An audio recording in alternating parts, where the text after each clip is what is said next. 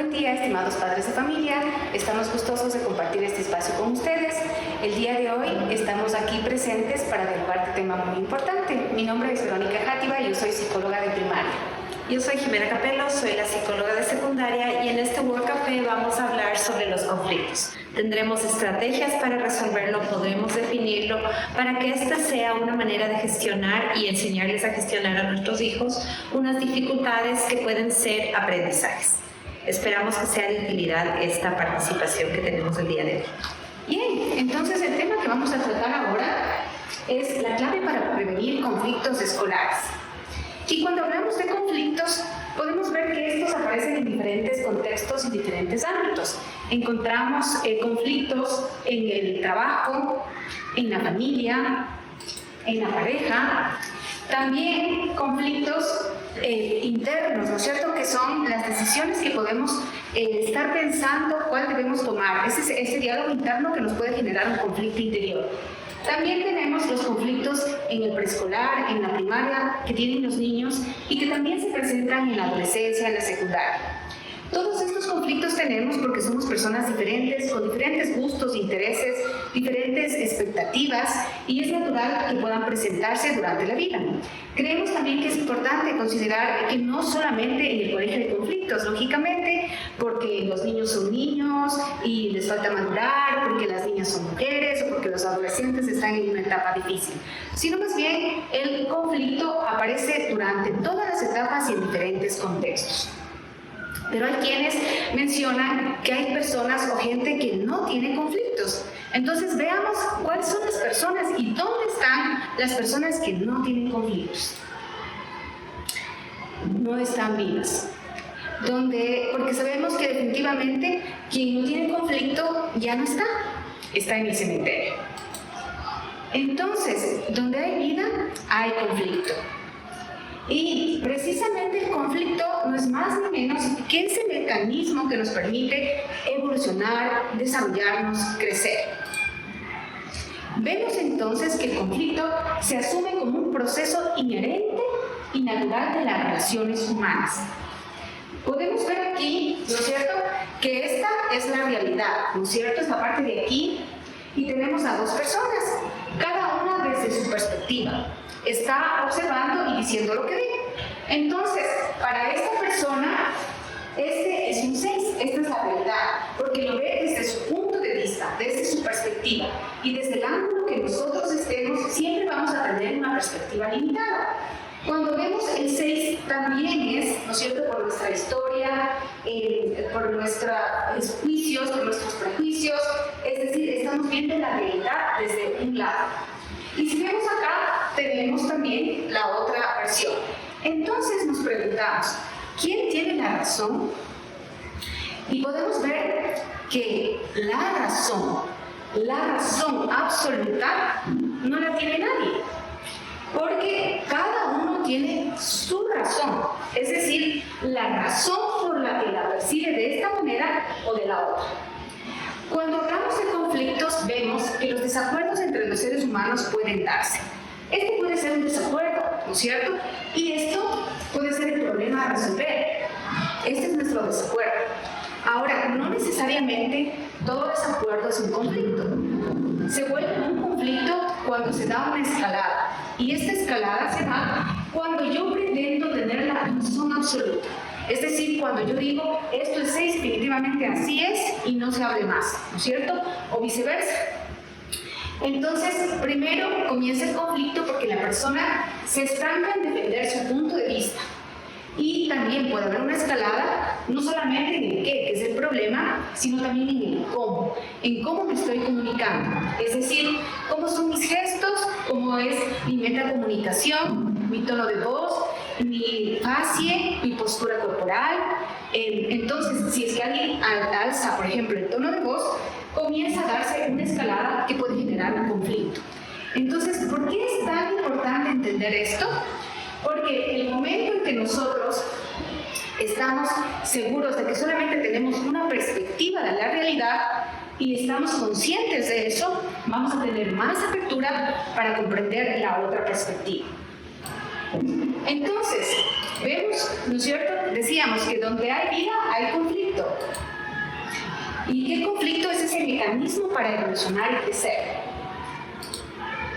Nuestro rol entonces como padres es transformar el conflicto en una oportunidad para crecer.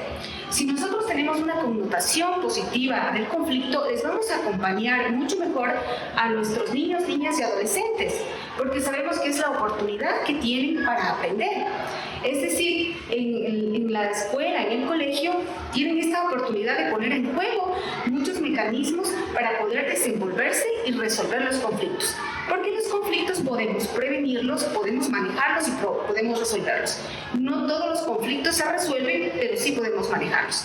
Entonces, la diferencia siempre va a estar en cómo abordamos el conflicto, es decir, de la forma en cómo lo afrontamos. Ahí está la clave para resolver los conflictos. Entonces, por ejemplo, si nosotros nos fijamos en esta imagen, va a haber alguien que diga, ¿no es cierto? Yo solamente veo los caballos y la otra persona, yo solamente veo el rostro de una mujer. En el momento en que queremos resolver el conflicto, vamos a estar muy atentos a lo que dice el otro y nos podemos dejar guiar. Entonces, la persona le puede decir, mira, son los caballos aquí porque aquí está el hocico, aquí está el pelaje, la cola, las piernas. Y la otra persona puede decir, mira, mami, yo veo un rostro de mujer porque mira, aquí están los ojos, las pestañas, la nariz y la boca. Entonces, en el momento en que tenemos una escucha activa y que sabemos que podemos pensar distinto y que nos interesamos en saber cómo mira el otro, podemos decir que, cierto, mira, está el rostro y también están los caballos. Es decir, es mucho más amplia la percepción de lo que yo tenía al inicio. Y cuando tenemos una percepción completa, ampliamos nuestro nivel de conciencia. Cuando ampliamos nuestro nivel de conciencia, podemos estar aprendiendo, creciendo y evolucionando y tenemos siempre una posición más respetuosa.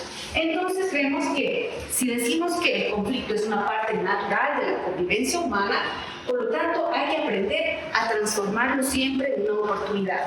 Entonces, cuando vienen nuestros niños, niñas o adolescentes a contarnos acerca de un conflicto, es la oportunidad para que nosotros, después de tener una escucha activa, podamos ayudarle a ampliar la percepción que puede tener frente a una situación puntual. Entonces, desde la perspectiva de la educación para la paz, sabemos que los conflictos pueden prevenirse.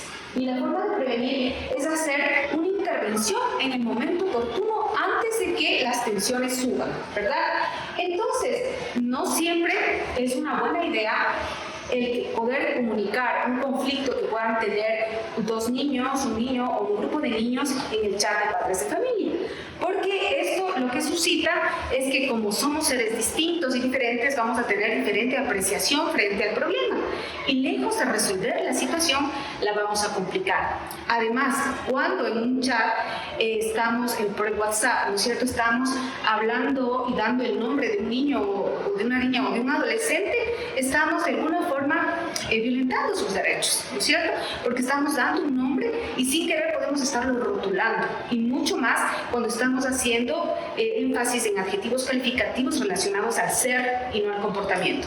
Entonces, seguramente los padres pueden tener una buena intención al poner al tanto a todos acerca de una problemática. Sin embargo, eso hace que se complejice más y que no podamos abordarlo como podríamos hacer. Entonces, ¿cómo prevenir los conflictos? Es con la comunicación funcional. ¿Y cómo lo hacemos? Hablando de un problema que tenemos en la escuela con nuestro niño directamente con la tutora, ¿no es cierto? Y después seguir escalando, ¿no es cierto? Podemos seguir hablando después con otros miembros de la comunidad también, como por ejemplo los psicólogos, también en convivencia, y para más adelante pueda hacer la dirección. La comunicación funcional es clave para resolver conflictos de forma funcional. Entonces vemos que en el ámbito educativo la cooperación es la herramienta cotidiana de la construcción. Es esa cooperación. Si ya tenemos una visión positiva del conflicto, vamos a querer de alguna forma participar de forma positiva. Y para hacerlo tenemos que tener presente que siempre debe haber un ambiente de confianza, donde podemos ir a resolver los conflictos con el colegio porque es natural que se presente. Y podemos ver que hay diferentes formas de enfrentar el conflicto y no todas son útiles y buenas, como por ejemplo el competir. Cuando nosotros queremos siempre tener la razón y argumentar todo para que el otro pierda y yo gane y sienta una satisfacción con eso, no es una forma de resolver el conflicto, porque posiblemente en ese momento me siento ganador, pero la relación puede verse afectada por un lado y por otro la otra persona puede en algún momento tener la misma posición en la que solamente se dan escaladas, ¿no es cierto? Escaladas del poder. Evitar el conflicto es no escuchar, ¿no es cierto? No considerar al otro, simplemente dejar pasar o evitar como que no hubiera conflicto. Cuando esto sucede, cuando desconocemos que hay un problema y no lo queremos enfrentar, lo que hace es que toma más fuerza y vuelve a aparecer. Vemos también que otro mecanismo puede ser acomodar, y esto quiere decir es que siempre vamos a estar a la expectativa del otro para evitar un problema y siempre vamos a hacer cosas que definitivamente puedan estar indicando que queremos que todo esté bien, ¿cierto? Pero eso puede agotar a una de las partes y cansar porque no hay esta posibilidad de diálogo y de comunicación. Negociar es una de las cosas que es muy positiva. Negociar siempre es ganar y ganar. Y cuando nosotros estamos pensando en resolver un conflicto en el que ganas tú, gano yo, y no solamente por el qué, el problema, sino por cómo nos comunicamos, cuando estamos de forma respetuosa resolviendo un conflicto y negociando, es la forma en que ganamos los dos. Y como les decía, en el colegio, en el ambiente escolar, el punto clave es la colaboración. Cómo yo, desde mi rol, contribuyo, aporto, no juzgo, no tacho de forma equivocada al otro, sino que estoy abierto para contribuir en la resolución del conflicto de una forma funcional. Y frente a estas formas de afrontar el conflicto que veíamos que la colaboración es clave, es muy importante que tengamos presente cuáles son los mecanismos facilitadores del diálogo. Y uno que es muy importante es la escucha activa. La escucha activa es considerada como la base de la comunicación y puede parecer muy sencilla, pero es muy importante y es muy poco ejecutada, ¿no es cierto? Entonces, ustedes ven la dificultad que tenemos los seres humanos en escuchar con atención.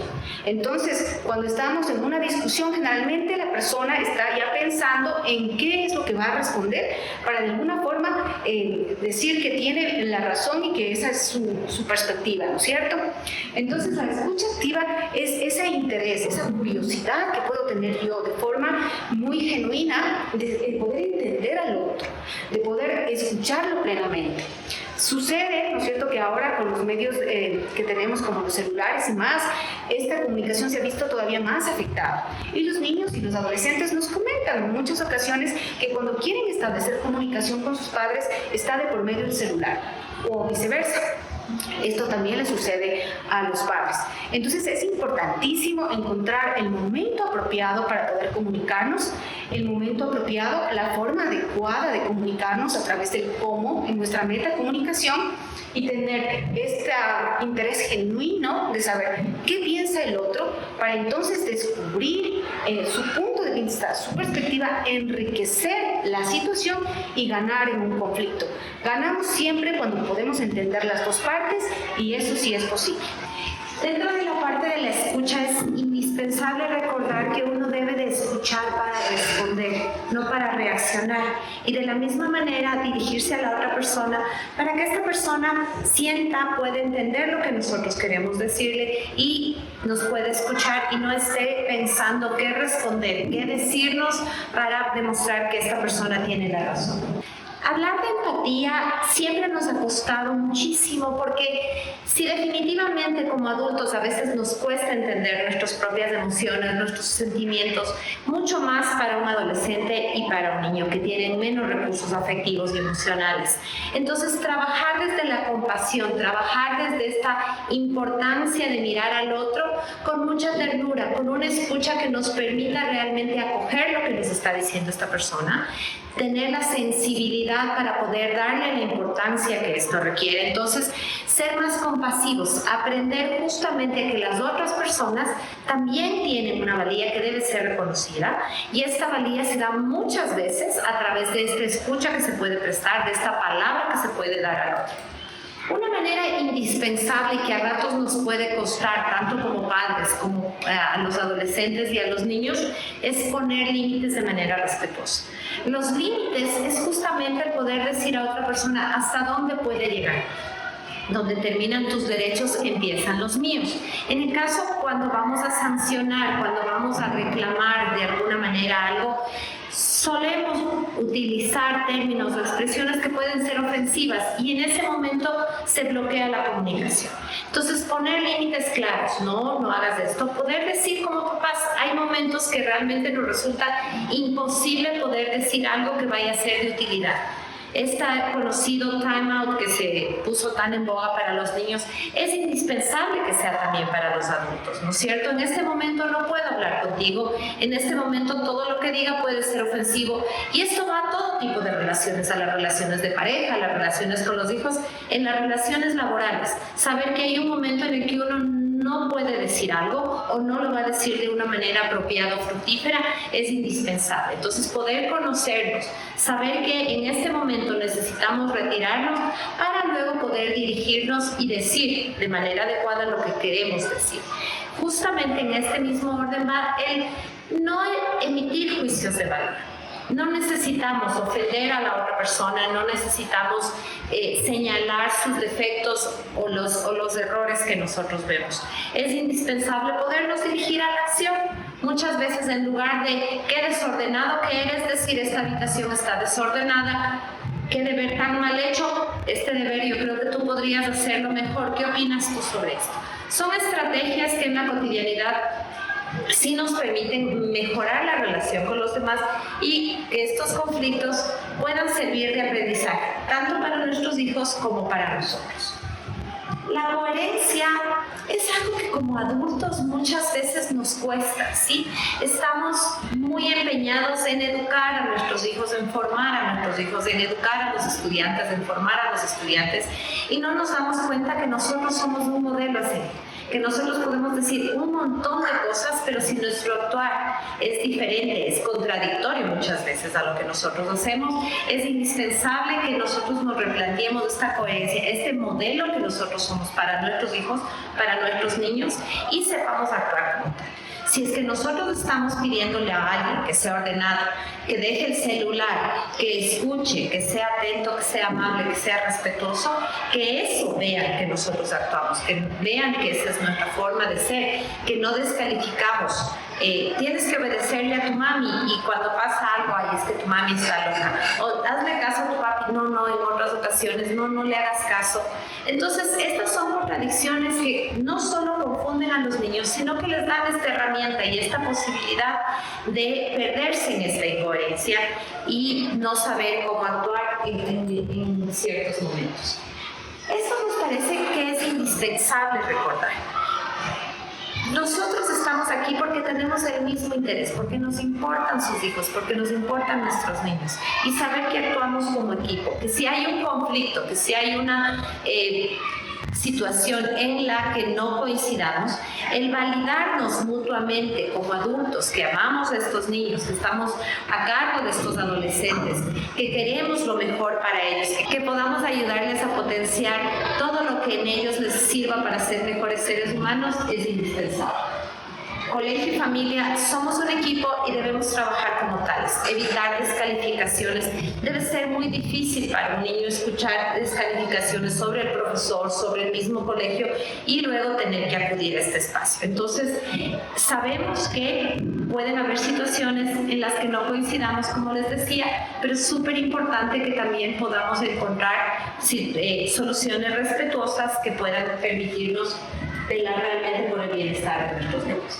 Ahora sí, unas claves para enseñar está tachado porque realmente nosotros no podemos enseñar algo que no sabemos cómo hacer. Entonces, para aprender a gestionar conflictos. Una parte indispensable en el aprendizaje aprendizaje o en la enseñanza es la experiencia, la autonomía, la posibilidad de que el otro vive esa experiencia. Entonces, cuando un niño llega a contarnos un conflicto, cuando nuestro hijo adolescente llega a contarnos algún malestar, darle la oportunidad de que vaya desarrollando sus propias soluciones. ¿Y qué te parece? ¿Y qué podríamos hacer? ¿Cómo te sentiste tú? Empezar desde esta pregunta para el otro para ayudarle a que haya un momento de autoconocimiento, ¿no es cierto? ¿Qué es lo que me molesta a mí de este hecho? ¿Qué es lo que esta otra persona está haciendo, está diciendo que a mí me causa mucho malestar? ¿Por qué esto me genera mucho malestar? ¿Es porque la otra persona me cae mal o es algo que está en mí y es algo que yo tengo que aprender a gestionar? Aprender a dimensionar las situaciones. Cuando uno puede darle proporción al malestar, cuando uno puede darle proporción al conflicto, también puede proporcionar la solución y esta puede ser mucho más aceptable. Ayudarles a los niños a dimensionar requiere también que nosotros proporcionemos esto. Si para mis papás esto es terrible, seguramente es terrible.